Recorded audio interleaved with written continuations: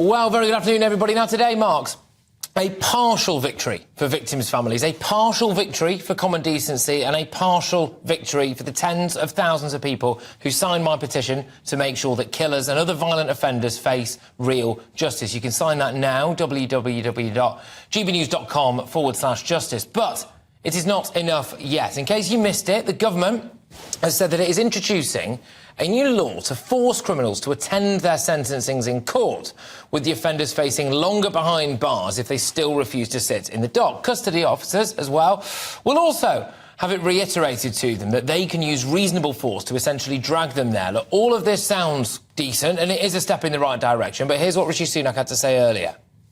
People who've committed awful crimes somehow are able to take the coward's way out and not appear in court for their sentencing and to hear the impact that their crimes have had on the victims' families. I don't think that's right. There shouldn't be an easy way out, and that's why we're going to change the law so that courts can compel these offenders to be present for their sentencing and to hear the impact that their actions have had, but also, if necessary, to use reasonable force to bring those people to court and also to add time onto their sentence.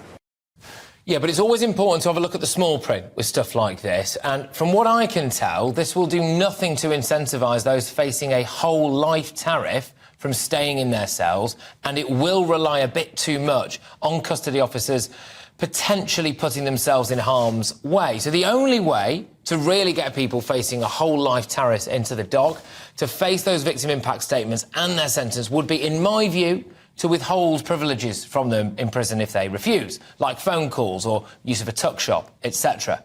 There is also not yet a timetable for this to be brought in. Now, I feel it needs to go further for those facing a whole life tariff. If they do not attend sentencing or victim impact statements, they should have all prison privileges removed. That's what we kind of signed up to, isn't it? I said at the start of this campaign, in this petition, that I didn't want us to be fobbed off. So sign that petition now, gbnews.com/justice, and let's make sure that killers and violent offenders do face real justice. But that's, of course, what I think. gbviews@gbnews.com. Get signing that petition. We'll have a QR code on your screens in a little bit as well to make it easy for you. But I can now speak with GB News' political editor, Christopher Hope. Christopher, thank you very much. So, look, it's something, isn't it? But just fill us in on what we actually know so far, then, about this ability to, quotes-unquote, drag killers to the dock. Well, that's right, Patrick. It's been announced today by Alex Chalk and the Prime Minister. In fact, it's what we disclosed last week on this programme on GB News, what the plan is for any offender, convicted offender, who does not agree to come up from the cell to face justice, to face the sentencing by the judge, could get 2 years added to their sentence. But you could correctly say, in the case of Lucy Letby, who brought this whole area into sharp focus last week, she's got multiple life sentences. How will this impact on her at all? Of course, life in some times, maybe not in Letby's case, can mean that you are allowed out after a minimum sentence served, and that could be added to that period. But certainly for the most heinous, most serious cases, it's hard to see how this would help. I suppose what it does, it brings into law this requirement on judges that they can take this action, and that will, I think, put pressure on judges to justify why they're allowing an offender not to face the victims in the eye. The idea for victims, of course, is to allow the person who committed the crime against them to hear from those people and look them in the eye as they say, what you've done did this to my family or to me.